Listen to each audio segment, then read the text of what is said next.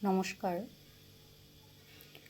আরজি করের অভয়ার মৃত্যুর পরে আমি একটি কবিতা লিখেছিলাম। সেই কবিতাটি আজ আবৃত্তি করছি। কবিতার নাম প্রশ্ন। কবি ডক্টর কাকলি কুণ্ডু, আবৃত্তি ডক্টর কাকলি কুণ্ডু। প্রশ্ন। ডাক্তার মেয়েটি ভালো চিকিৎসক, ভালো মানুষ হতে চেয়েছিল। বলো কি অপরাধ ছিল তার? কি নির্মমভাবে তাকে হত্যা ও ধর্ষণ করা হলো? মনের মধ্যে অনেক প্রশ্ন জাগে। কেন কেন কেন তাকে এভাবে চলে যেতে হলো? কারা কারা ছিল এর পেছনে? কারা নিয়ে গেল দেহ দাহ করতে তাড়াতাড়ি? কারা নিয়ে গেল সূর্যাস্তের পরে পোস্টমর্টম করতে? কারা করল পোস্টমর্টম?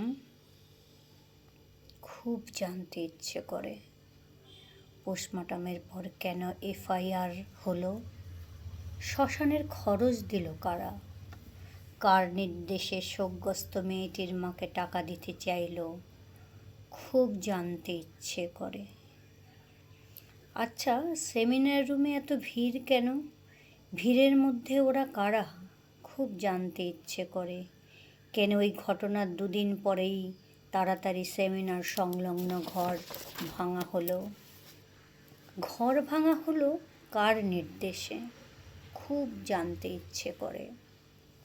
14 তারিখে আরজি করে কেন হামলা হলো? কেন এত কিছু ভেঙে নষ্ট করে দেওয়া হলো? ওখানে কি অপরাধের কোনো চিহ্ন ছিল? সেই অপরাধীদের এখনও কি পাওয়া গেল না? অনেক প্রশ্ন জাগে মনে। আচ্ছা, ডাক্তার মেয়েটির ফোনের সব মেসেজ ডিলিট করা কেন? কেন ফোনে কোনো আঙুলের ছাপ নেই?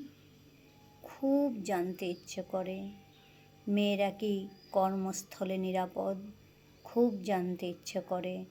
মেধা বড় না সিন্ডিকেট বড়? খুব জানতে ইচ্ছে করে। স্বাধীনতার ৭৮ বছর পরেও আমরা এখনও কি পরাধীন রয়ে যাব? খুব জানতে ইচ্ছে করে কবে অভয়া বিচার পাবে। নমস্কার।